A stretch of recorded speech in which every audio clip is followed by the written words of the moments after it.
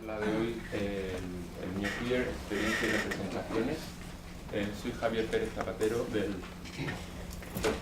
director del programa español de Barnard College, y es un honor para mí presentarles esta tarde a Alberto Mira, profesor de Hispanic Studies en Oxford Brookes University.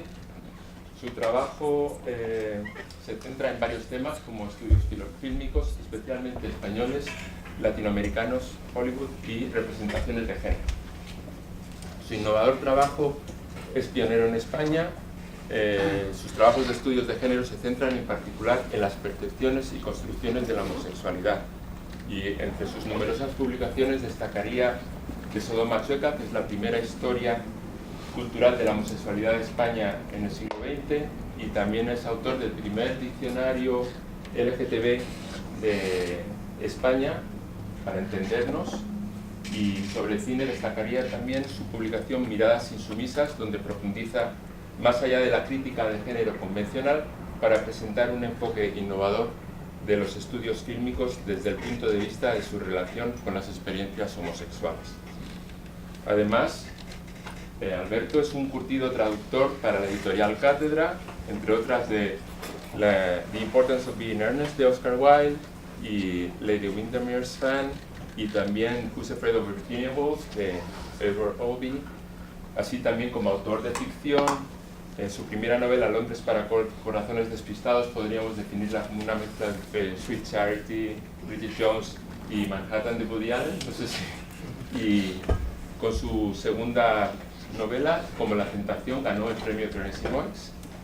Y hoy nos va a hablar, Alberto nos va a hablar de un tema que muchas veces ignoramos al hablar de estudios de género, que es la experiencia y las representaciones del niño queer. Así que sin más, les dejo con Alberto y una sea a mí en darle la bienvenida, por favor. Muchísimas gracias, Javier. Bueno, encantado. Encantado de estar aquí. Bueno, lo que quiero hacer hoy sobre todo es compartir algunas ideas. Llevo como ahora 2 años y medio trabajando sobre el tema de las infancias queer.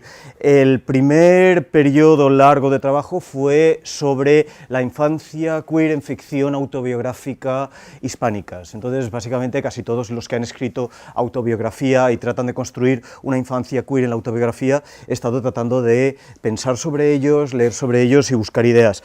Todavía, a pesar de que llevo 2 años, solo ahora veo que estoy llegando a unas ideas para ver cómo esto es. Es un tema muy escurridizo. En realidad, muchas veces no sabemos de qué hablamos. Trataré de explicar hoy parte de la primera parte de la conferencia, trataré de explicar por qué es un tema escurridizo y por qué no es un tema muy fácil de fijar. Es decir, cuando hablamos del niño queer, en realidad no estamos hablando del niño queer, estamos hablando de nosotros, los adultos, y cómo los adultos narrativizamos, en cierto modo, al niño queer.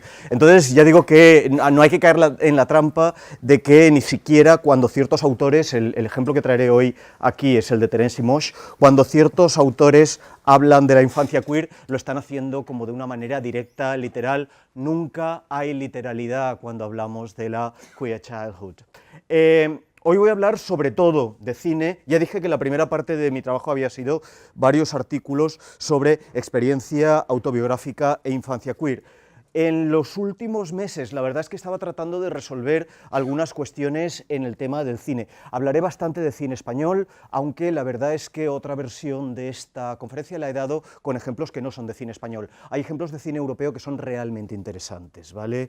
Y los de cine español que he utilizado hoy voy a poner los 3 que a mí me parece que representan mejor las ideas y representan mejor el punto en el que estoy ahora con el trabajo. Pues vamos con esto.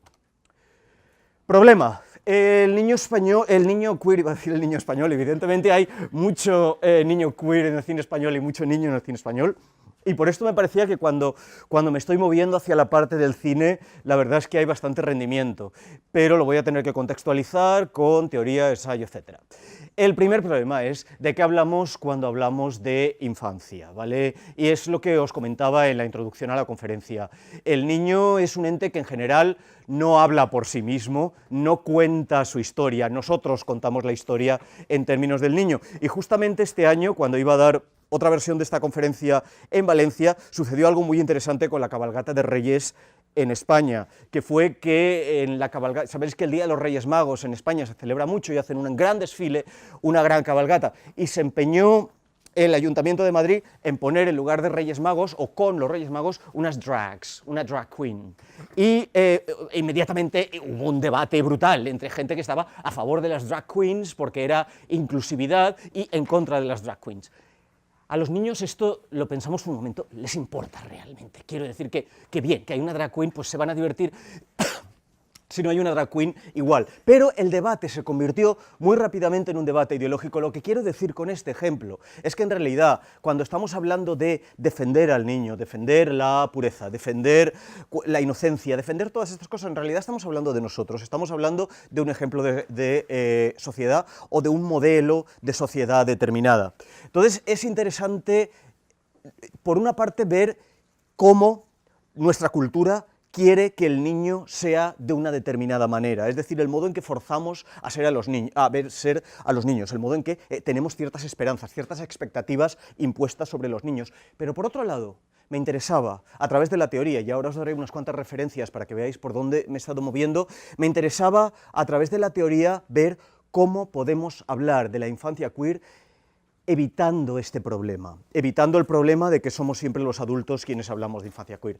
Lo que he mencionado antes sigue siendo cierto, incluso los adultos queer que hablan de su infancia no lo hacen directamente, lo hacen siempre a través del discurso. El ejemplo que veremos en un momento es que cuando Terence Moix habla de su infancia como niño queer, evidentemente él ya es un adulto y por lo tanto ve su experiencia como niño desde el prisma de ser adulto. Hay toda una serie de cosas aquí que hay que solventarlas solo reteorizando lo que significa ser un niño queer. Este punto es más o menos lo he destacado ya, el niño queer desde la representación, es decir, nosotros representamos al niño de una manera, pero también desde la experiencia. Me interesaba bastante maneras de ver cómo podemos llegar a esa experiencia, aunque es una experiencia, en cierto modo, intangible, es una experiencia a la que nunca podemos llegar de manera literal, pero me interesaba hacerlo. Me interesaba estudiar, por ejemplo, en términos de representación, me interesaba estudiar los mitos sobre la infancia. Es muy curioso que uno de los mitos más persistentes sobre la infancia es el de la inocencia. Yo no diría que el niño es inocente, pero tampoco diría que no es inocente. Quiero decir, probablemente la inocencia como concepto, como mito, es algo que imponemos a la niñez. No estoy diciendo realmente que el niño sea perverso como en los términos en que lo pondría Freud, no estoy diciendo esto, estoy diciendo que realmente el concepto, el debate inocencia contra no inocencia no es relevante, no hay nada que sea inocente o no inocente en la niñez es niñez. Entonces me interesaba bastante cuestionar el tema de la inocencia, porque la inocencia como mitología, es decir, como mitología cultural, la inocencia lo que hace es que al niño se le tenga que representar de ciertas maneras y se le tenga que hacer atravesar ciertos ritos y ciertos espacios. Por lo tanto, quizá el tema de la inocencia no es la mejor manera de aproximarse a la infancia, a pesar de que es verdad que en muchas ficciones, muchos mecanismos culturales hablan continuamente de inocencia como algo central en la infancia. El otro tema relacionado con el de la inocencia es la presunción de heterosexualidad. Hay muchas cosas en nuestra cultura que presumen que lo normal para el niño, el desarrollo normal para el niño, es el desarrollo heterosexual. Pensad que esto no lo decía ni Freud.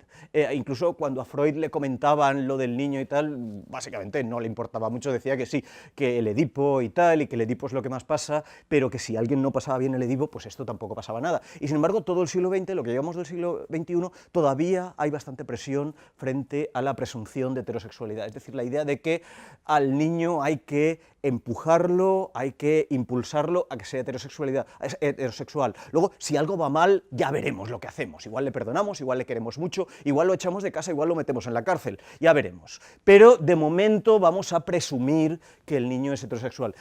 Una cosa bastante interesante, trataré de dar algunos ejemplos, no es el tema de mi charla hoy hablar de la figura del niño o del niño queer en el cine español, pero sí que me gustaba constatar la idea de que hay mucho, de que tenemos una tradición que va desde Joselito, Marcelino, Marisol. Tenemos un cine de niños muy importante. Trataré de precisar cuántos de estos niños podemos llamar niño queer y en qué términos podrían ser niños queers o no, y esto vendrá un poco en la siguiente diapositiva. Pero de momento me apetecía comparar esto, me apetecía constatar esto, y la cuestión de la resistencia es hasta qué punto podemos aprender de todas estas representaciones y ver si las representaciones de niños en el cine español en realidad están contribuyendo a desmitificar, desmistificar la imagen del niño o a mistificarla. En el caso de Marcelino, que a mí me parece una película fascinante, uno diría que está haciendo casi las dos cosas. Evidentemente hay una sentimentalización del niño y toda la sentimentalización tiene que ver con el tema de la inocencia que os había mencionado. Y evidentemente en Marcelino está esto. Pero también Marcelino no se está comportando como un niño normal en absoluto y tiene una relación tanto con los monjes como con la figura de Cristo aquí, que es bastante interesante. Estoy diciendo que esto haga Marcelino queer solo si podemos integrarlo de alguna manera en la teoría, y yo creo que si esta película la viera Catherine Bond Stockton, que escribió este maravilloso libro sobre el niño queer, probablemente ella diría que sí, pero es algo que habría que comentarlo. Entonces, la idea de si es Marcelino un niño queer es algo que intento solucionar a partir de las referencias en la siguiente diapositiva. Todo esto son intervenciones teóricas que a mí me han parecido realmente cruciales. Casi todas son libros, me temo. Los ensayos, por supuesto, me han ayudado para cuestiones más concretas, pero lo que quería daros hoy es una serie de títulos que fueran libros y que os ayude a hincarle el diente al tema. Yo creo que todas estas teorizaciones más o menos acaban diciendo lo mismo que voy a estar resumiendo hoy. El libro básico, históricamente, el libro básico que nos empieza a hablar sobre la visión de la infancia que voy a estar utilizando hoy en la conferencia, es el libro de Philippe Ariès, titulado en castellano El niño y la vida familiar en el antiguo régimen. Philippe Ariès es un historiador, antropólogo, y fue el primero que vio que la niñez, las ideas de niñez, las mitologías de niñez son discursivas, son un discurso que se crea y se impone sobre los niños reales. Es decir, hay unas ideas de niñez que se imponen sobre todos los niños en una sociedad determinada. Philippe Ariès, por supuesto, se basa en el antiguo régimen, pero yo creo que lo interesante de este libro es el trasfondo teórico, es cómo ve la niñez como algo que en cierto modo es una ficción, ve ficciones de niñez que se imponen. Y a partir de este trabajo, por supuesto, este trabajo conecta mucho con el trabajo de Foucault, aunque Foucault no habla tanto de la niñez, pero conecta bastante con esto. El siguiente libro que me interesa, o el trabajo en general que me interesa, es el trabajo de James Kincaid, que habla sobre todo de literatura y habla sobre todo del niño victoriano. Habla de cómo la sociedad victoriana, por supuesto, podía ser muy represiva y muy contenida, pero al mismo tiempo, continuamente, en obras que vienen de la literatura victoriana, se intenta erotizar al niño. Entonces, el título Erotic Innocence tiene que ver con esto. ¿Es inocencia o es erotización? La erotización va contra la inocencia. Hay algo, estudia toda una serie de libros que irían de Lewis Carroll a Henry James, etc. Y son libros bastante fascinantes en el modo que él lee estas dos tensiones un poco contradictorias dentro del trabajo de los escritores de la era victoriana. Hay un tema en todo esto, y es que aquí he mencionado ya el tema de la teoría queer. Evidentemente, el resto de mis títulos son de profesores, de ensayistas que se consideran dentro de la teoría queer. Yo creo que la teoría queer es un excelente marco para hablar del niño, de la inocencia, de la infancia en general, porque no presupone o porque el objetivo es un poco no presuponer que hay ya unas estructuras sexuales de deseo fijas. Entonces ya partimos de que estas estructuras son fluidas. Si las estructuras son fluidas, nos es mucho más fácil estudiarlo sin los prejuicios que comentaba en la primera diapositiva, en la primera parte de mi charla. Entonces, el resto de trabajos, para mí uno de los trabajos más influyentes, de hecho, el primer trabajo que me empezó a mover por la dirección que para mí es la adecuada en este trabajo, fue el trabajo de David Vilaseca, Hindsight and the Real. De hecho, es un trabajo sobre todo sobre autobiografía en España, ¿vale? Y él lo que utiliza son conceptos que van desde Lee Edelman hasta Lacan, Zizek. Básicamente lo que está haciendo es ver cuáles son a qué nos enfrentamos teóricamente cuando hablamos de autobiografía. Esto que os he mencionado hace un momento, de que la autobiografía nunca es del todo literal, nunca es del todo sobre la realidad de la persona, sino sobre una realidad construida, él lo explica mucho mejor que yo, también de manera mucho más complicada. Yo, la verdad es que siempre aconsejo que antes de leer a David, os preparéis un poco con la terminología lacaniana, porque es bastante complicado. Sin embargo, al final, una vez entras en lo que está explicando, habla bastante de Terence Moix, y yo de hecho empecé mi trabajo con Terence Moix a la sombra un poco de lo que decía David. A medida que vais leyendo el trabajo os dais cuenta de la brillantez del texto y cómo realmente fija muchas ideas para hablar de cómo hablamos de nosotros mismos, y lo hace de una manera totalmente rigurosa.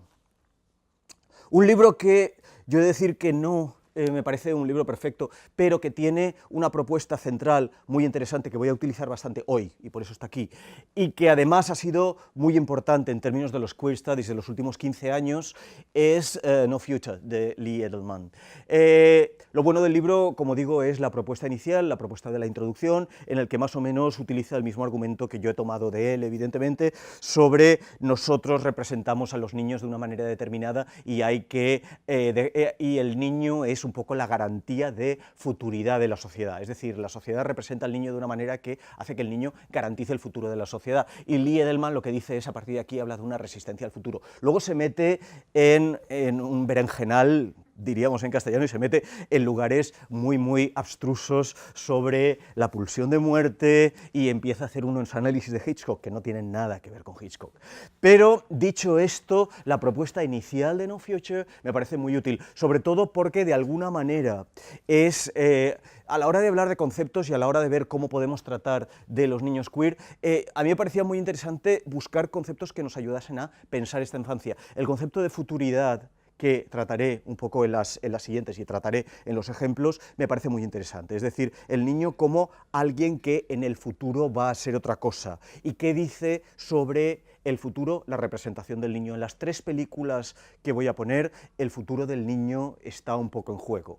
Y me interesa el hecho de que las películas, una de ellas en el último momento dé un paso atrás antes de decirnos algo sobre el futuro del niño. Las especulaciones sobre la futuridad y cómo esta futuridad acaba siendo heterosexista están muy en el centro del trabajo de Lee Edelman en No Future. Y por supuesto 2 libros que están más al centro de lo que estoy haciendo, The Queer Art of Failure, que trata mucho del tipo de representaciones. Hoy no hablaré demasiado de Jack Halberstam, cuando escribió este libro era Judith Halberstam. No hablaré demasiado de esto, porque esto viene de una parte de la conferencia que no voy a hacer, que es sobre cómo los niños leen discurso. A Halberstam le interesa mucho la cuestión de la animación, las películas de animación, y por ejemplo, ella empieza el libro hablando de Bob Esponja, ¿no? Y de cómo Bob Esponja es un icon para el niño queer o algo así. Entonces es como el niño recibe todas estas imágenes y pueden ayudarle a fomentar una manera de sentirse que es asimilable a lo queer. Entonces esto aparece bastante en este libro, y digo, no va a ser mi tema hoy, pero era otra de las cosas que había intentado, y por supuesto Catherine Bond Stockton, The Queer Child, que es el libro básico, es la contribución que realmente recoge todo el trabajo que se ha hecho sobre el Queer Child y que realmente utiliza sus análisis mucho para hablar de cine. Habla bastante de Lolita, habla bastante de The Hanging Garden, habla bastante de Heavenly Creatures, utiliza toda una serie de historias, Elephant, de Gus Van Sant, entonces utiliza toda una serie de películas para estudiar conceptos como futuridad, qué es el niño queer, en qué consiste The Queerness of Children y las implicaciones que tiene en el discurso y en la trama el hecho de que aparezcan niños queer. Pensad un poco en Elephant, pensad en Heavenly Creatures, 2 amigas lesbianas que se convierten en asesinas, y pensad qué implicaciones tiene esto en la historia de la representación. Ya digo, no voy a entrar demasiado ahí, hoy tampoco, en parte porque son ejemplos internacionales y me interesaba más centrarme en el cine español, y en parte porque realmente es un campo inmenso. Os recomiendo bastante que, de nuevo, con cierta preparación y bastante paciencia, leáis The Queer Child de Catherine Bond Stockton, ¿vale? Ya digo que el primer ejemplo que utiliza, el de The Hanging Garden, para mí fue revelador y realmente está en la base. La historia que se cuenta en The Hanging Garden está muy en la base de algunas cosas que yo estuve trabajando luego, ¿no? Por lo tanto, es un libro que para mí ha sido muy útil. Bueno, aquí resumo algo que dice Stockton en The Queer Child, pero lo voy a aplicar un poco más a la parte del cine español. Hace un año y hace casi 2 años ya, en el BFI en Londres, en el British Film Institute, hubo un ciclo de películas de Almodóvar que estaba complementado por un ciclo de películas elegidas por Pedro Almodóvar. Entre las películas que eligió, algunas eran obvias, ¿no? Eligió Arrebato, por ejemplo. Bueno, pues bien. Pero una de las que a mí me sorprendió, y fui a verla precisamente para refrescarla, fue El Cebo, de Ladislao Vajda. No sé si es casual o no que Ladislao Vajda sea el mismo director que el de Marcelino Panivino, la diapositiva que os he puesto antes. Podríamos hablarlo. No sé lo suficiente sobre este director para saber si tenía un gran interés en la infancia. Es verdad que los niños aparecen de manera recurrente en sus películas, pero también es verdad que los niños aparecen de manera recurrente en mucha producción del cine español. Por lo tanto, es algo que hay que tomarse un poco con cautela. De todos modos, El Cebo, para mí, lo que es interesante es cómo recoge algunas de las ideas que plantea Catherine von Stockton como la voluntad que tenía nuestra cultura, la cultura occidental en los años 50 y 60, de forzar una serie de representaciones del niño acosado por algún tipo de perverso, ¿vale? Por algún personaje perverso. Stockton, como ejemplo central de esto, utiliza Lolita, ¿vale? Entonces utiliza el personaje de Humber Humber, utiliza las versiones cinematográficas. Stockton en general es una persona más de películas que de novelas. Utiliza las versiones cinematográficas de Lolita y nos habla bastante cómo en Lolita hay una especie de idea de que esta inocencia está siendo acosada. En la novela de Nabokov no tanto, porque en la novela de Nabokov, como os decía antes, también hay un tema de resistencia, hasta qué punto es la niña quien está maquinando la huida del hogar. Pero es evidente que en las películas sí. Y una cosa que me interesaba es cómo ella dice que los acosadores de la inocencia infantil suelen aparecer como perversos. Entonces ella menciona el ejemplo de Peter Lorre en M, y yo creo que esto rima bastante con el personaje del acosador o del asesino de niños en El Cebo. Aquí tenéis, El Cebo en realidad es una investigación policial, la mayor parte de la película es una coproducción con Suiza, tiene lugar en Suiza, es una investigación policial y la mayor parte de la película consiste en capturar a un asesino de niños. Ahora, lo que pasa es que es muy difícil de capturar porque está oculto, en una relación normal, con una familia y tal. Entonces le ponen a un cebo, que es una niña que lo ha visto una vez, entonces saben que el asesino volverá a tratar de capturar a la niña. La niña es el cebo, ¿vale? Y fijaos la caracterización del asesino. Es Gerd Frebe, y una cosa que me parece interesante es que hay algo pueril, hay algo casi de niño en el propio asesino, pero también tiene rasgos que en los años 50 y 60 se asociaban con la idea de homosexualidad, con la idea de perversión. Esto pasa también en el Humber Humber de Lolita y pasa también en la interpretación de Peter Sellers en Lolita de Nabokov, de nuevo, ¿vale? Siempre son personajes que pueden ser perversos, pero más que malvados, aparecen como aniñados. Esta idea se repite de una manera sistemática en muchas representaciones de niños aterrorizados, de inocencia acechada en las películas. Y generalmente pasa esto. Ya digo, otro asesino de niños, Peter Lorre en M, de Fritz Lang, de nuevo tiene rasgos no del todo distintos a los de Gerd Frebe. Me interesaba bastante que Almodóvar hubiera citado esta película como una de sus favoritas en el cine español, porque a pesar de que no era lo que me venía a la cabeza, inmediatamente empiezo a ver rimas entre esto y la maleducación, de la misma manera que otra película muy interesante de 1980 que se llama El nido, de Jaime de Armiñán, que también explora cierto tipo de relación bastante ambivalente y yo creo que hoy prácticamente imposible de volver a hacer, que es el de un hombre de 70 años, de 60 y tantos años, y una niña de 15. No es una relación que la película plantee explícitamente como sexual y sin embargo todo el rato nos está como pinchando, nos está desafiando a que veamos esa relación en términos erotizados, es decir, la gente cree que lo son, etc. Es una película interesante por sus ambivalencias y por lo que se atreve a sugerir, y es una película interesante porque digo que ahora, en los tiempos en que vivimos, sería muy difícil hacer una propuesta similar que llegase tan cerca de este tema. Ahora vemos todo el tema del acoso en términos sociales. En este momento yo creo que todavía se ve mucho en términos simbólicos, ¿vale? Esto es un tipo de representación del niño en la tradición cinematográfica. El otro tipo de representación no me voy a extender tanto porque aparece un poco menos en el cine español, o al menos no conozco ejemplos tan sistemáticos, aunque es verdad que en Criacuervos, Ana Torrent, yo creo que va en esta dirección, que es el niño como alguien malvado. Ana Torrent, sabéis que en Criacuervos hay un momento en que casi va a asesinar a su padre, ¿no? A su padrastro.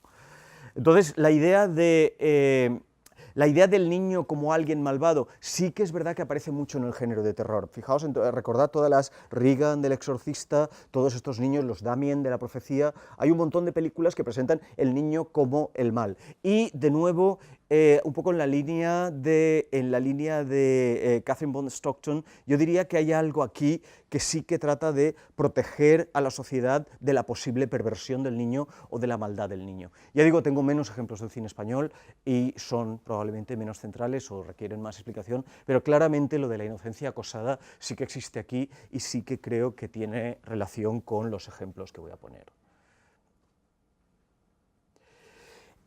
Quería hablar también un poco de los temas que he sacado de manera teórica, los quería poner en el contexto de las memorias de Terence y Moix. Estoy viendo que probablemente no vamos muy bien de tiempo, por lo tanto los voy a introducir, pero sobre Terence y Moix he escrito un par de artículos y lo que me interesa bastante es qué elementos utiliza Terence y por qué Terence y Moix utiliza precisamente estos elementos para definirse a sí mismo. Para el resto de la conferencia, para los ejemplos que voy a poner, me interesa mucho el tema de la identidad del niño queer, me interesa mucho la rebeldía del niño queer y me interesa mucho la cinefilia del niño queer. Uno de los ejemplos de la mala educación que veremos es cómo el niño queer llega a tener cierta conciencia de su deseo, no a partir de un deseo personal de persona a persona, sino a partir del cine. El ejemplo que os pondré de la mala educación, ya me imagino que sabéis cuál es muy obvio, pero me parece que es un momento genial en que Almodóvar de repente tiene esta idea de cómo funcionan las cosas, y en 50 segundos nos explica cómo funcionan las cosas y algunos nos reconocimos inmediatamente. Terence Moix es un escritor catalán, nace en 1942, muere en 2003, sobre todo a partir de problemas relacionados con el tabaco. Y es una figura fundamental. Desde muy joven empezó a ganar varios premios realmente de muy alta reputación en la cultura catalana, y por una parte, escribe cosas muy personales. El día que murió Marilyn, su primera novela premiada, ya es una cosa muy personal, pero luego se mete a hacer refundiciones y mezclas a partir del cine. Él, cuando le preguntaban si era cinéfilo, él decía, no soy cinéfilo, soy cinéfago. Es decir, él realmente lo que hace es consumir cine y convertirlo en ficción. Todo este proceso, todas las cosas que él llevaba haciendo en su ficción durante décadas, yo creo que vienen y se juntan y de repente adquieren sentido a partir de los 3 volúmenes que llegó a publicar de sus memorias. Los 3 volúmenes se llaman El peso de la paja, y el primero de ellos, este es el segundo de ellos, de hecho, el primero es El cine de los sábados, el segundo, El beso de Peter Pan. Aquí se presenta a sí mismo como un niño, se presenta como un niño rebelde y se presenta como un niño que utiliza toda esta identidad, si no necesariamente homosexual, claramente queer, para A, ser el mismo, B, romper con su pasado. Es decir, busca una identidad a partir de esta manera, este deseo queer y esta identidad queer. Esto es interesante porque Terence y Moix pertenece a una generación en la que declararse gay de una manera explícita no era algo que hiciera, pero que poco a poco lo que vemos es que está tratando de adjudicarse un lugar como que es el homosexual más discursivizador de España. Quiero decir, en sus memorias el tema, sobre todo, tiene que ver, los 2 primeros volúmenes tienen mucho que ver cómo se llega a ser cierto tipo de persona. Es una persona que además lo hace todo a partir de la cultura y a partir de la cinefilia. Y ya digo que me interesa mucho de las memorias el hecho de que haya un elemento siempre de rebeldía. Es decir, para él ser homosexual se convierte en un acto de placer, pero también en un acto de rebeldía. Él habla mucho no solo de que era homosexual, de lo que sentía, etcétera, sino de cómo se hizo homosexual a partir de lecturas memorias, etc. Hay un momento, yo creo que muchas cosas, por lo que os decía antes, muchas cosas que aparecen en las memorias probablemente no son verdad, en el sentido de que nos las tengamos que tomar de manera literal, pero me interesa mucho el modo en el que las cuenta, me interesa mucho que las cuente como narrativa. Aquí es donde me interesa que resucitemos un poco, que rescatemos el concepto que utiliza David Vilaseca en Hindsight and the Real sobre futuro perfecto. Lo que dice David Vilaseca es que el niño queer en realidad no es todavía un homosexual, pero puede ser un homosexual en potencia, va dirigido hacia el futuro. Cuando alguien está haciendo autobiografía, cuando alguien está contando sus memorias, este futuro del niño ha llegado ya, por lo tanto es un futuro acabado. Entonces toda esta idea de futuro perfecto rima bastante bien con algunos de los conceptos de Halberstam sobre perspectiva, de Stockton sobre perspectiva. Stockton hace dos declaraciones muy importantes que de nuevo se pueden aplicar y que de hecho es algo que yo mismo he hecho, aplicarlas al caso de Terence Moix. Primera, en un momento al principio de su texto dice algo así como "Every child is a queer child". Y con esto lo que quiere decir es realmente está volviendo al freudianismo, es decir, que antes de que la sexualidad quede totalmente estructurada, evidentemente la sexualidad que puedas tener solo se puede definir en términos queer. Pero a mí el segundo enunciado me parece incluso más interesante. Some queer children become queer. Some queer children become gay adults, ¿ok? Entonces, all children are queer, some queer children become gay adults. So, hay un cambio aquí entre la queerness de los niños y la identidad homosexual de los adultos. Y yo creo que Terence Moix un poco juega con esta tensión entre el queer child y el adulto homosexual, tanto en términos de mirada como en términos de sus escritos, sus gustos y lo que hace. Ya digo que es muy interesante leer a Terence Moix a la luz de la teoría, a la luz de lo que se ha hecho en teoría anglosajona, es ver cómo se ve a sí mismo, por qué cuenta esta historia, por qué la cuenta de esa manera, a qué se refiere, qué quiere decir cuando habla de sexualidad, qué quiere decir cuando habla de deseo, o se trata de una performance, porque si hay algo que se puede decir de Terence Moix es que era un performer, le encantaba mostrarse al mundo, le encantaba contar su vida. No tenemos que tomárnoslo todo de manera literal, verdadera, etcétera, pero la performance en sí es muy interesante y es realmente fascinante. Y yo creo que debe ser leída en términos del resto de su escritura, ¿no? Bueno, voy con mis tres ejemplos, en los que también voy a seguir hablando de todas estas ideas que he estado mencionando hasta ahora. El primero es una película que se llama Crampack, ¿la conocéis? No, no habéis visto Crampack. En inglés se llama algo así como Nico and Danny. O Danny and Nico, o algo así. Es de Sesgay, perdón, el director se llama Sesgay, y la hizo en el año 2000, es una película muy interesante, está basada en una obra de teatro, pero yo lo que veo cuando la comparo con la obra de teatro es que no tiene absolutamente nada que ver, más que dos frases, ¿vale? La película en realidad es prácticamente, la obra de teatro fue un gran éxito en el Off de Barcelona, y la película en realidad es otra cosa, es una película casi típica sobre rites of passage para un niño queer, ¿vale? Este niño queer no está caracterizado de las maneras que socialmente se podrían asignar al niño queer, en este caso es Fernando Ramallo, ahora veremos el fragmento que me interesaría mencionar, entonces no hay una cuestión identitaria, pero toda la película es casi, no sé, es Call Me By Your Name, pero 18 años antes, ¿no? Es un verano, dos chavales son amigos, estos chavales tienen toda una serie de rituales y relaciones interpersonales que tienen que ver con lo que hacen los chavales heterosexuales en verano, quiero decir, van juntos, hablan con chicas, cosas así. Y de repente vemos que poco a poco uno de ellos, Fernando Ramallo, va teniendo cada vez más interés, un interés que podemos empezar a llamar ya erótico por su mejor amigo. Y la película explora bastante qué pasa en esta relación entre dos amigos cuando uno de los amigos tiene unos sentimientos, unas emociones que son, insisto, ponerlo entre comillas, ya eróticas, ¿no? ¿Y qué pasa aquí? Lo que pasa me parece interesante cómo lo resuelve Sesgay. Cuando cuando esta película se estrenó, por supuesto, a mí me pareció muy interesante. Ahora vais a ver el final y vais a ver por qué a mí el final me dejó un poco parado. Lo explico después del clip. Escribí a Sesgay para que me lo explicase y os diré lo que me explicó, lo cual es totalmente, no es nada convincente, pero bueno, al menos... Bueno, esto es el póster de la película, como veis es un póster bastante normal, dos amigos, un verano, el póster es muy bonito, por una parte están separados, por otra parte están juntos, ¿qué queda de su relación cuando uno de los dos parece que va de otra cosa? Y sí, esto es la parte para despistar con chicas y tal, pero en realidad el tema es otro, no tiene nada que ver que el director se llame Sesgay, es una cosa totalmente casual. Bien. Bueno, pues os pongo el clip y os cuento un poco cuáles son los problemas que me causa y, o no son exactamente problemas, pero en fin, y la respuesta que me dio el director al respecto. Bueno, es el final del verano,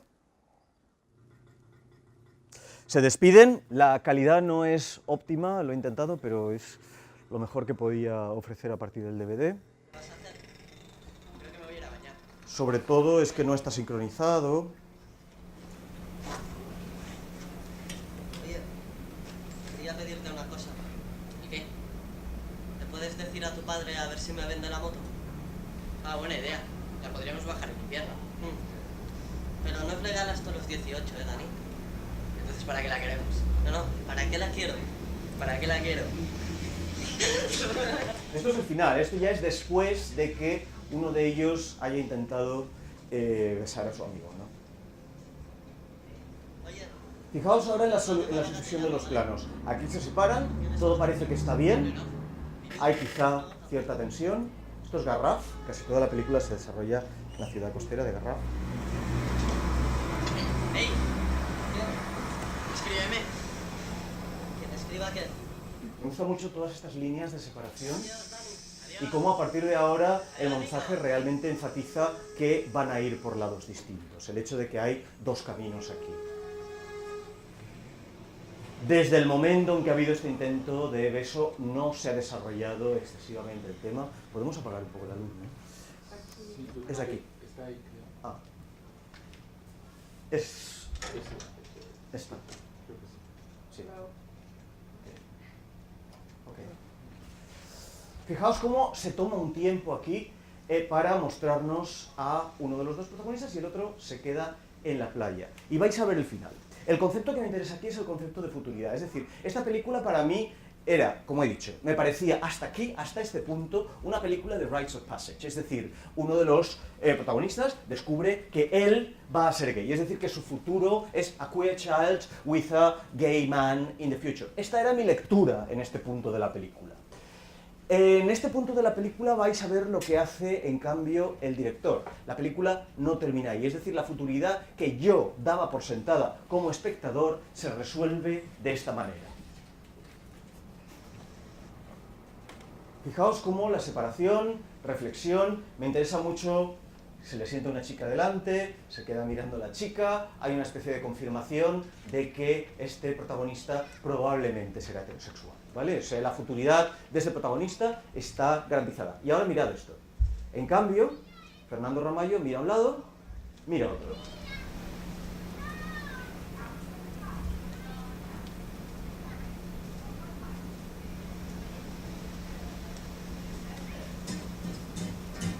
Y tira para adelante.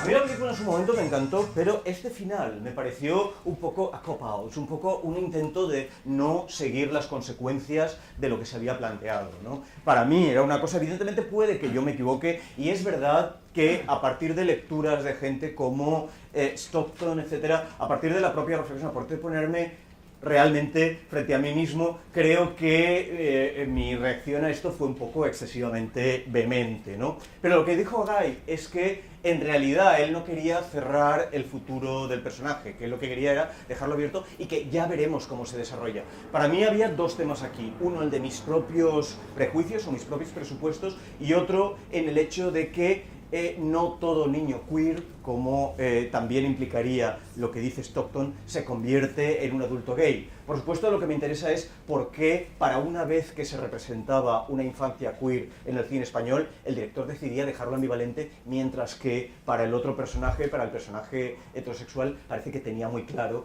que le gustan las chicas. Es decir, hay cierta idea de que si vas a ser heterosexual está bien, si vas a ser homosexual, si vas a ser un adulto gay, nos lo vamos a pensar un poquito más y vamos a darnos un baño, ¿no? Esto a mí me pareció una especie de salida fácil. Yo creo que hoy entiendo la película mucho mejor, insisto, de lo que la entendía en aquel momento. En aquel momento este paso me pareció bastante problemático, ¿vale? Yo creo que desde el punto de vista teórico es defendible, desde el punto de vista artístico es defendible, desde el punto de vista político quizá no tanto. De todos modos, es una película muy interesante por, la palabra en inglés sería understated, por lo sutil que está desarrollada toda la relación. Es decir, en ningún momento se está tratando de marcar para nada, y en esto el director tenía razón en su respuesta, en ningún momento está tratando de marcar para nada que el protagonista, Fernando Ramallo, sea un niño que va a ser gay de ninguna manera. No hay una cuestión identitaria. También es verdad que en el año 2000 en España la cuestión identitaria no era probablemente tan fuerte como fue luego. Ya digo, una película interesante que yo creo que tiene estas dos vertientes, por una parte una vertiente que políticamente es problemática y por otra el hecho de que teóricamente es bastante defendible lo que sucede. Mi segundo ejemplo, que os he estado avanzando ya, es por supuesto La mala educación. La mala educación es una película en la que Almodóvar continuamente insiste en que se trataba de un trabajo muy personal. Y yo la verdad es que siempre he tenido bastantes problemas con todo esto de es un trabajo muy personal, pero no te explica realmente cómo. Y te dice 3, 4 veces en cualquier entrevista, te decía que La mala educación era un trabajo muy personal, en que realmente estaba tratando de su vida, pero que se escurría bastante y se escapaba a la hora de hablar de en qué términos habla de su vida. Escribí un artículo al respecto, publicado en A Companion to Pedro Almodóvar, y la verdad es que a los del Deseo no les gustó nada, porque les parecía que estaba tratando de meterme en un terreno que no era el que ellos habían acotado, ¿no? Sin embargo, es muy curioso, insisto, que está basado en una experiencia real, pero cada vez que tratas de fijar a Almodóvar en términos de en qué términos esta experiencia fue real, quiero decir, fuiste tú el acosado, fue tu amigo el acosado, quién eres tú, dónde te sitúas tú en esta experiencia personal. Almodóvar dice que a él no le gusta hablar de la vida privada y que él habla, insisto, como he dicho esta mañana en la clase, él habla a través de sus películas, ya, pero entonces no me digas que se basa en la cuestión personal. No sé, hay toda una cuestión aquí bastante compleja. Para quienes no hayáis visto la película, a mí me sigue pareciendo la mejor película de Almodóvar. Hay toda una serie de nube negra encima de esta película porque el rodaje fue un infierno y porque el estreno fue un infierno. El estreno coincidió con los asesinatos, la matanza de Atocha. Y Almodóvar, que no es una persona de pocas palabras, es alguien que cuando le dan un micrófono se esfuerza todo lo que puede por meter la pata, empezó a utilizar el estreno de la película y sus plataformas públicas para criticar, atacar al PP en un momento en que quizá no debería haberlo hecho. Se le volvió toda la prensa en contra, el estreno fue un desastre. Y esto se sumó al hecho de que el rodaje había sido un desastre por razones bastante complejas y por razones personales. Entonces es una película de la que él no quiere hablar mucho.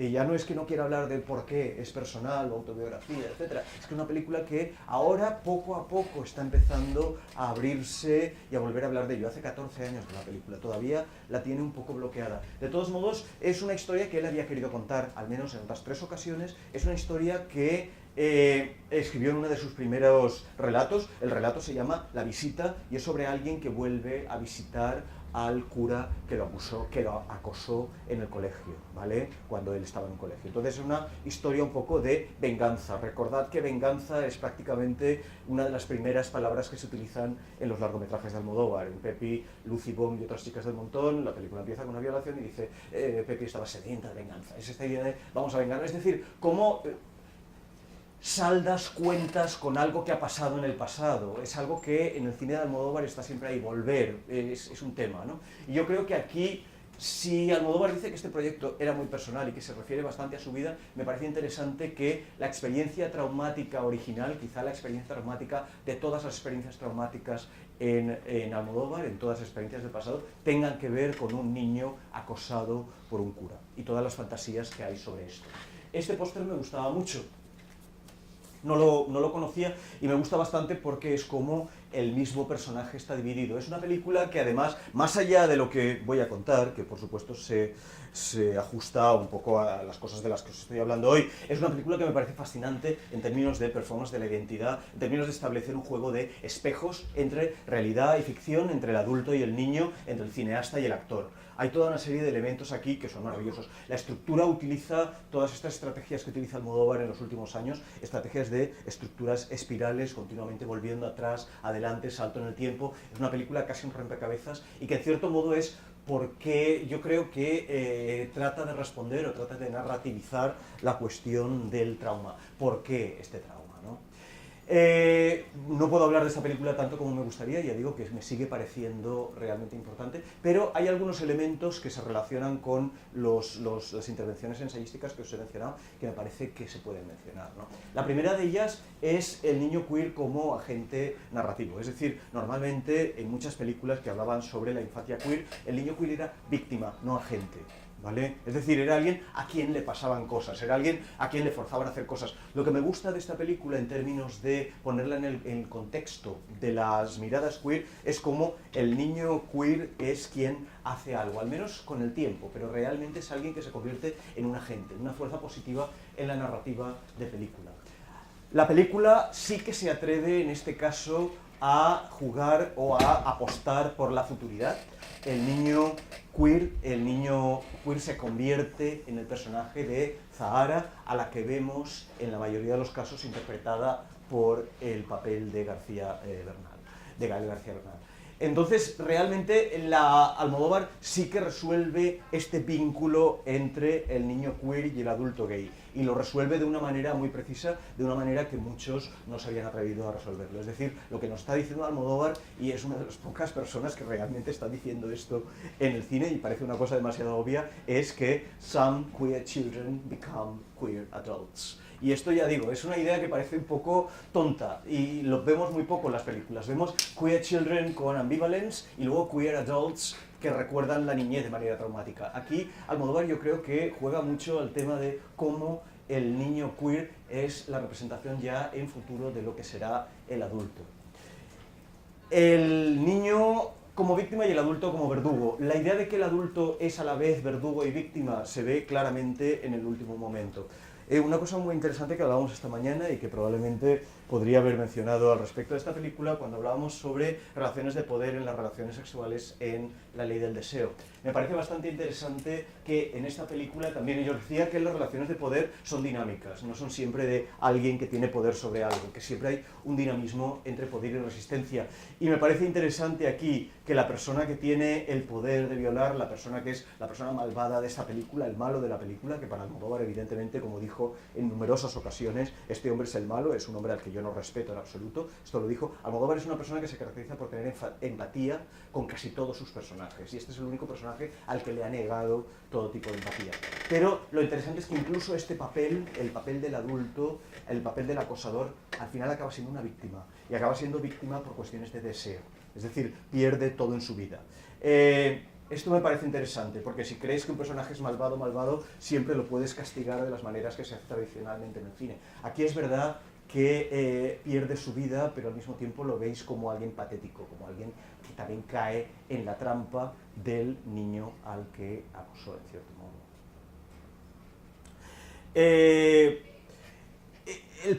Este punto sobre el trauma y el hecho de decir que cuando Almodóvar habla de heridas, habla de trauma, habla de la relación entre el pasado y el presente, me interesa bastante que en este caso lo haya hecho a partir de un caso de acoso y esto que ya un poco lo he tratado, ¿no? El hecho de some children are queer y become gay adults. Os voy a poner el fragmento que os mencionaba porque me interesa cómo simbólicamente está en el corazón de la película y porque realmente Almodóvar yo creo que aquí fija muy bien lo que quiere decir y fija muy bien cierta experiencia de convertirse en un adulto queer. Esta es la escena del colegio. Es una escena que es medio flashback, medio algo recordado. En la película, por supuesto, hay un director que está tratando de hablar de su pasado a través de una película y por una parte recuerda su pasado, por otro lado lo filma. Y estos son los dos niños que son amigos hasta aquí no se han llevado muy bien y para su primer acto de bonding, su primer acto de ser amigos es ir juntos al cine. Y no ir juntos a cualquier cine, sino a un cine en el que se proyecta una película de Sara Montiel. Aquí hay cosas que evidentemente, yo no sé si son un poco forzadas o no. Sara Montiel era por supuesto un icono gay en la época en que se desarrolla la película. Esto es verdad. Yo no sé si niños de 12 años estarían en la onda de leer a Sara Montiel como icono gay. Sara Montiel es esa mujer, esta mujer, es la protagonista de la película, y evidentemente es un icono, pero generalmente era icono para homosexuales adultos, y era la camp lady, era una mujer muy exuberante, era una mujer de formas muy generosas, y que además hacía películas que siempre eran muy melodramáticas, etc. Entonces me interesa también que el hecho de elegir a Sara Montiel como icono que va a unir, en cierto modo, a los niños. Lo mismo que os decía sobre Terence Moix. Pedro Almodóvar está utilizando su mirada adulta, una mirada que ya se sitúa en cierta manera de gestionar la identidad gay y la aplica a su pasado. Esto es muy parecido al hecho, esta manera de mirar que tenía Terence Moix en sus memorias. Es como narrativizas, pero narrativizas a partir del presente. La escena es, como digo, me parece extraordinaria. Van a ver una película que se llama Otra Mujer. La trama de Otra Mujer, en realidad, el fragmento que vais a ver fue la inspiración esta de Sara Montiel. Podéis comprender cómo se convierte en un icono gay, quiero decir, vestida de esta manera.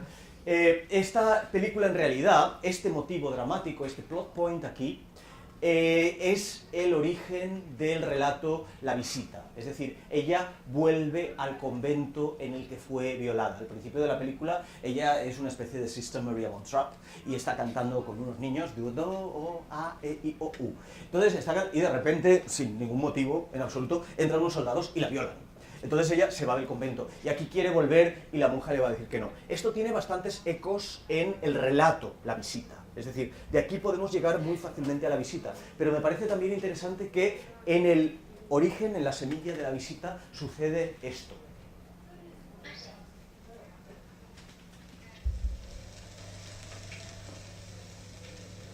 ¿En qué puedo servirla? Es que mirad, es necesario vestirse así realmente.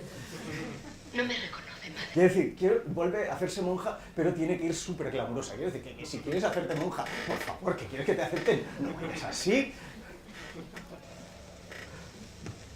Es un momento muy calmo, ¿no? Lo escribió Antonio Gala. La película esta, el guión, lo escribe Antonio Gala, que es otro de los dramaturgos homosexuales también. Enviado al mundo. Madre Soledad. Fijaos.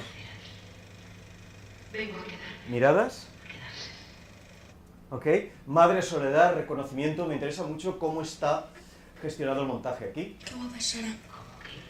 Admiración por el icono. Ya digo, es un icono sobre todo para gays adultos, pero aquí ya Almodóvar representa a los niños diciendo qué guapa es Sara. Y evidentemente cuando ellos están diciendo qué guapa es Sara, no están diciendo que sea deseable en términos sexuales, están diciendo que es deseable en términos gays, ¿ok? Es Ethel Merman, Madonna. Sara es un poco como Madonna en aquel momento. Entonces es una cosa de, a partir de la admiración por el personaje de Sara, se construye este bonding.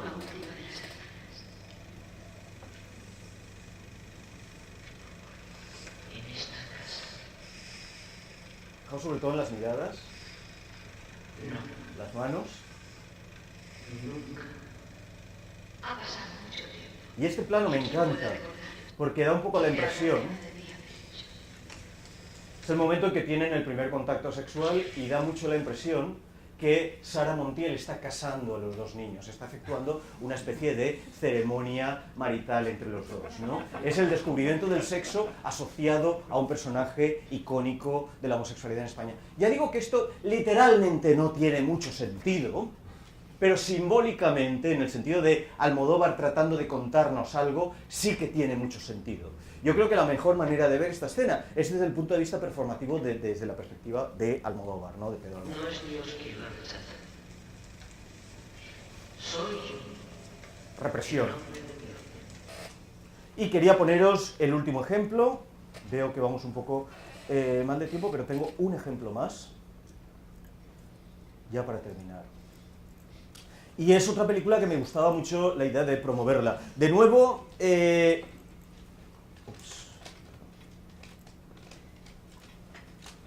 nuevo una película que podría ser sobre ritos de rites of passage. Es sobre un niño en la guerra civil, en un mundo que es, desde el punto de vista de política, pero también desde el punto de vista erótico, bastante confuso. Me parece que Villaronga, como director, siempre ha habido una especie de proyecto queer anti-identitario, y Villaronga me da bastante la sensación de que no cree mucho en la homosexualidad como identidad, y sin embargo casi todas sus películas de una u otra manera tienen elementos queers. A mí me parece muy interesante cómo se relaciona el mundo de esta película basada en textos, en varios textos de Émilie Teixidó. De hecho, utiliza elementos de los textos, no utiliza la narrativa completa, utiliza aspectos anecdóticos de los textos para construir la película. Me interesa cómo se relaciona también con otra de las grandes novelas sobre Arcadia infantil queer española, que es Los miedos de Eduardo Blanco Amor. Es una película que se desarrolla casi en el mismo tipo de contexto. Un grupo de niños y uno de ellos nuestro protagonista. Pan Negre, por supuesto, en España, el pan negro, mis padres, la familia de mi madre, mis abuelos, por supuesto, pan negro era para los pobres y era una cosa horrible. Me hace gracia hoy en día que todos compramos los panes más negros posibles porque son sanos y nos hacen el váter y tal, pero en aquel momento era como el pan negro, era como una cosa que nadie quería tomar, que era totalmente negativo y que era totalmente excluido. Por lo tanto, el pan negro es algo rechazable en el contexto de la película. Os voy a poner dos textos en la película para que veáis cómo gestiona la figura del personaje. De nuevo, como en el tema de Marcelino. No diría aquí y ahora de ninguna manera muy contundente que el protagonista sea queer o no, pero me parece muy interesante que, por supuesto, Teixidó era gay y Villaronga es gay, y cómo para él le parece muy interesante de todo lo que podría haber hecho con el trabajo de Teixidó. Villaronga selecciona dos episodios que para mí un poco empujan al niño en esta dirección. Os voy a poner los dos episodios muy rápidamente para que veáis cómo, aunque Villaronga es parte, como digo, de un proyecto antiidentitario, él no querría reconocer o no querría seguir la línea que lleva de niño queer a adulto gay. A pesar de esto, en su selección de anécdotas que incluye en la novela, tenéis esto. Ja s'ha posat el de l'alcohol i s'ho fa per les mates amb els guàrdies civils. Tots! La película está en catalán. Tothom sense vergonya! Aquí tenéis al protagonista y fijaos, está con los otros niños, hay una situación de amistad erótica con una niña. La niña en las novelas sobre todo tiene fama de ser ya una niña erotizada, una niña casi que se la trata de una manera como prostituta, ¿no? Y fijaos cómo se queda solo y sigue la pista a algo que ve. Como digo, esto no está desarrollado, insisto que la película, si representa la infancia de alguna manera, no es como una infancia gay, sino como una infancia queer. Está siguiendo a este personaje. La película no desarrolla esto en términos de deseo. Sobre esto tengo que insistir bastante. Pero yo creo que por otra parte sí que está creando una mirada de deseo desde la puesta en escena. Si no es por eso, ¿para qué sacas a un chaval desnudo? ¿Para qué este primer encuentro, que como digo era prescindible porque Villaronga ha elegido varios episodios? ¿Por qué este momento lo tratas así? ¿Vale?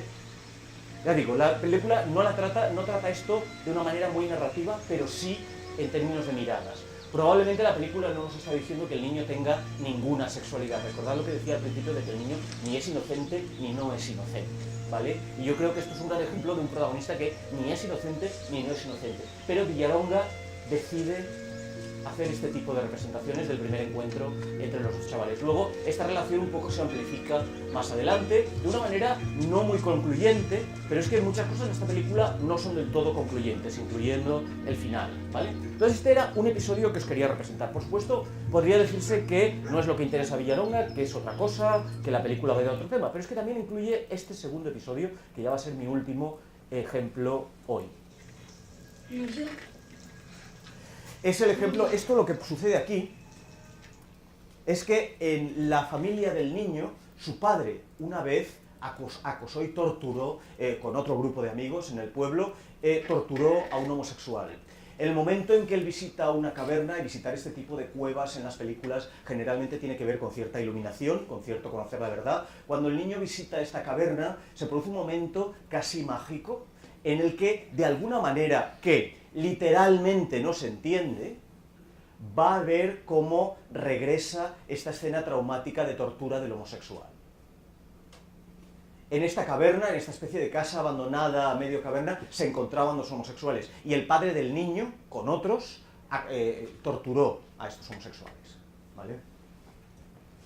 Fijaos cómo el niño todo esto lo está imaginando a partir de cosas que le han contado. Pero por otra parte, un niño en esta época no tendría la sofisticación para verlo en estos términos. De nuevo, como antes, lo estamos viendo a través de los ojos del director, lo estamos viendo a través de los ojos de Villalonga, no a través de los ojos del protagonista. Lo que es interesante es cómo sitúa al protagonista en este contexto, en el contexto de una escena primaria queer.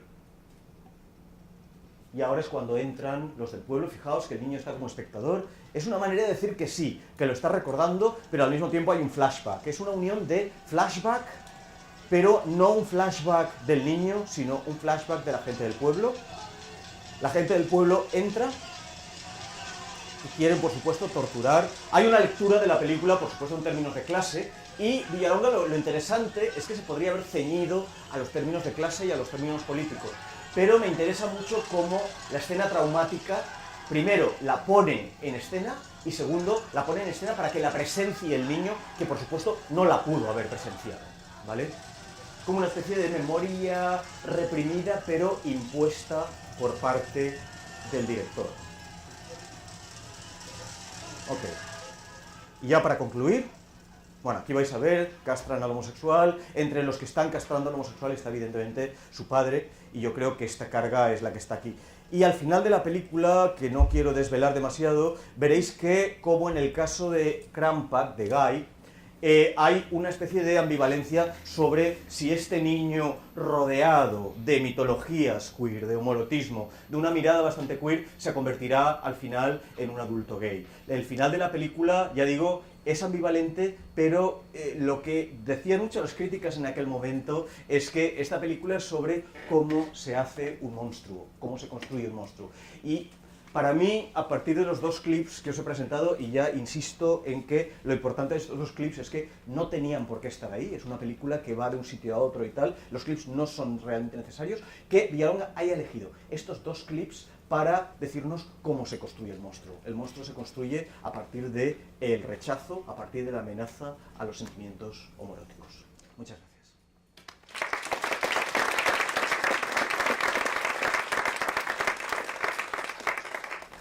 Yo quería comentar algo.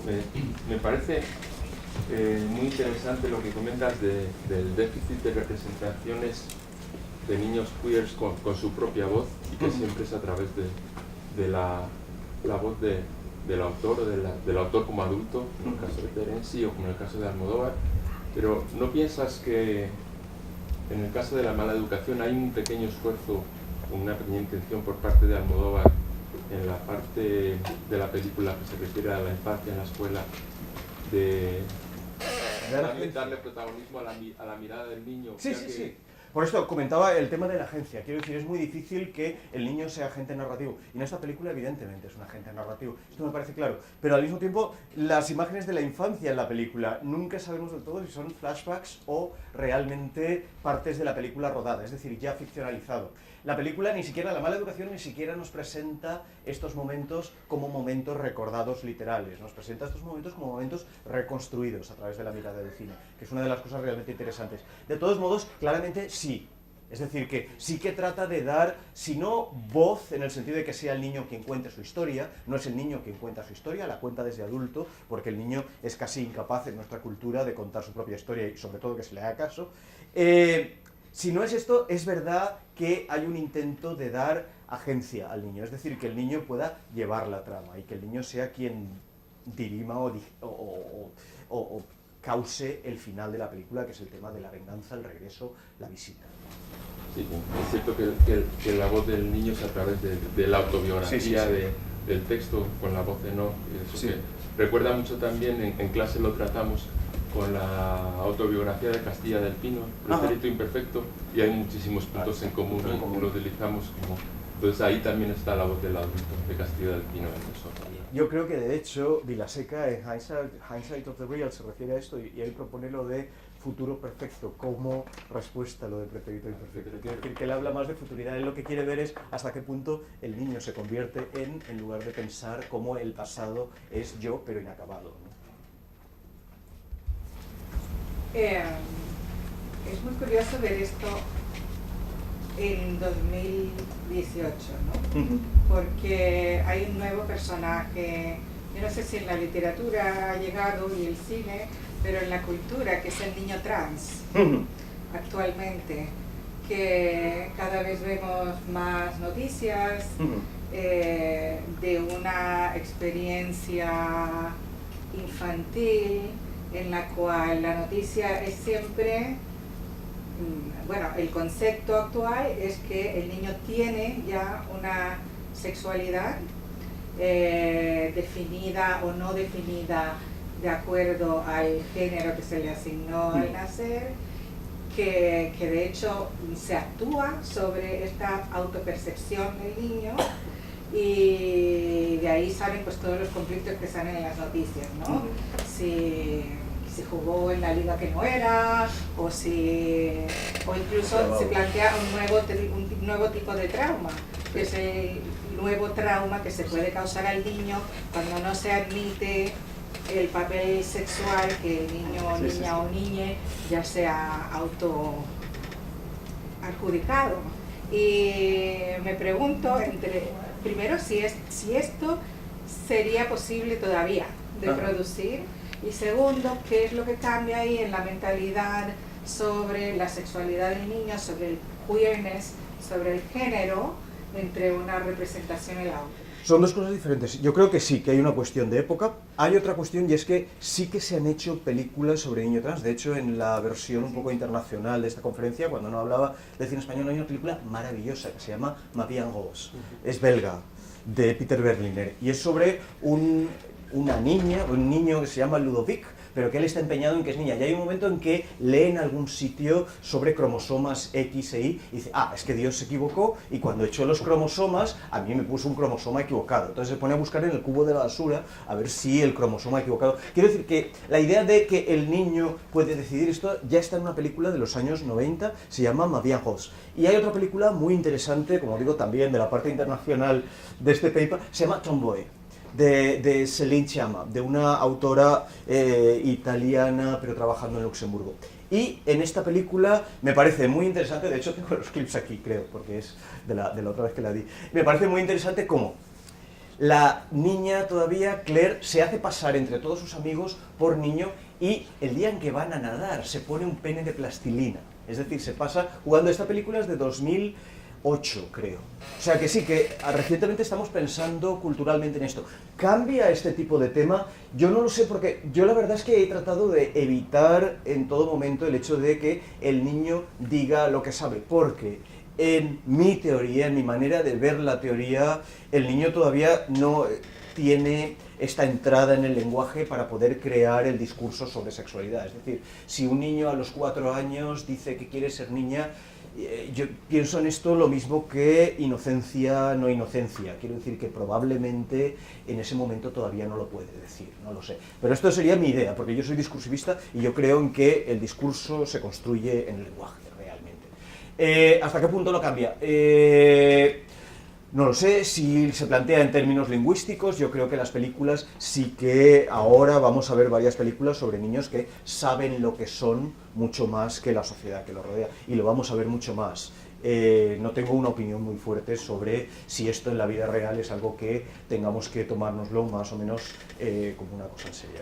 Es algo que sí, que está pasando, que sí, que lo vamos a ver discursivizado y que sí, que en este momento vamos a prestar mucha atención a todos estos discursos. Pero como digo, al menos estas dos películas, Ma Vie en Rose y Tomboy, son muy, muy, muy interesantes y a mí me parecieron reveladoras. Tomboy tiene una maravillosa escena en que la niña va a los partidos de fútbol para, cuando sea niño, saber cómo tienes que jugar a fútbol. Entonces se pasa todo el rato rascándose, haciendo todas las cosas de los niños. Pero me interesa porque es una escena muy larga en que vemos realmente al actor, actriz representando magistralmente cómo presta atención y sabe cómo tiene que hacer los gestos, tiene que ponerse así y tal, y tiene como 6-7 años, es muy joven cuando aparece la película, ¿no? Entonces es toda esta idea de que ya en esa edad, y luego la otra, que es un poco más cómica, Mavian Ghost, es sí, que Dios se equivocó y tal. Hay un momento en que el niño trans Ludovic, que es la niña, se casa con el vecino de una familia muy conservadora en Bélgica, católicos. Entonces, por supuesto, se crea un gran escándalo y tal, pero se casa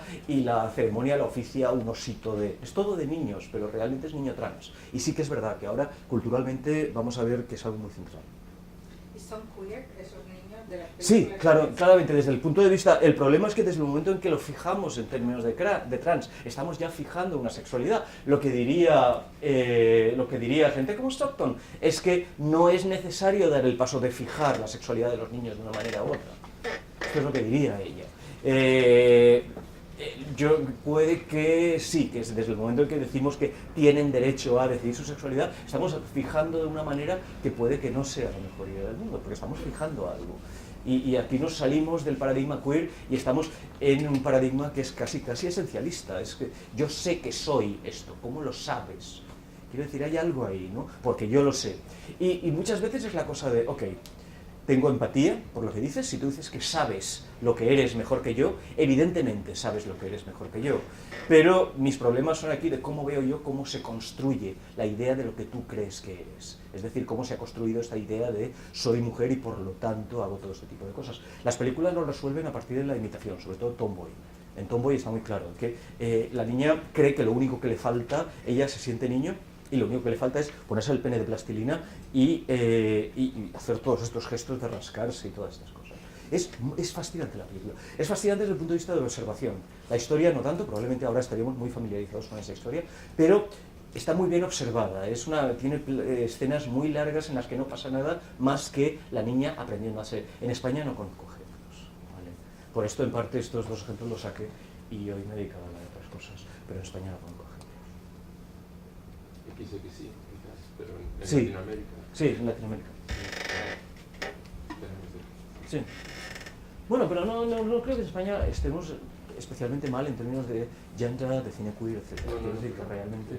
Pero es verdad que es una cosa que socialmente y culturalmente es bastante reciente y que nos estamos moviendo en esa dirección, y no me extrañaría nada que empecemos a pensar en términos cinemáticos sobre todas estas cosas. De todos modos, ya hay películas. En Europa se ha hecho bastante. ¿Más preguntas? Pues bueno, muchas gracias, Alberto.